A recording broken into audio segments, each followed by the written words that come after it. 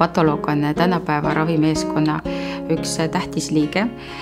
Ta on teistsugune arst selles mõttes, et tema jääb patsiendi jaoks nähtamatuks, ehk siis patoloog ja patsient omavahel otseselt kokku ei puutu. Aga raviarsti jaoks on ta oluline toetusmeeskond ja abi selleks, et saada kätte siis õige diagnoos. Patoloog töötab inimeselt võetud proovimaterjaliga, mis tähendab seda, et igas ravietapis võetud proovi materjal, kas siis rakuline või siis ka koeline, see töödeldakse laboris teatud metoodika alusel selliseks, et patoloog, kasutades mikroskoobi abi, suudab sealt välja võluda raviarstile diagnoosi. Lisaks diagnoosile on tänapäeva patoloogi ülesandeks erinevate uurimismeetodite abil võimaldada ka ravimarkerite määramine ja siis sellest koelisest materjalist võtta õigest kohast tükk selleks, et geneetik saaks teha oma tööd ja saaks geneetilisi uuringuid teha.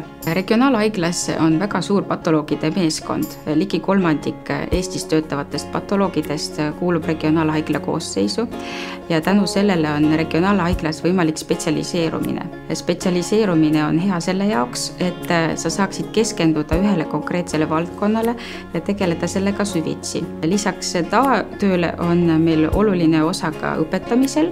See tähendab seda, et igapäevaselt on meil keskuses mitmeid residente ja meil on kindlustatud eriala järelkasv.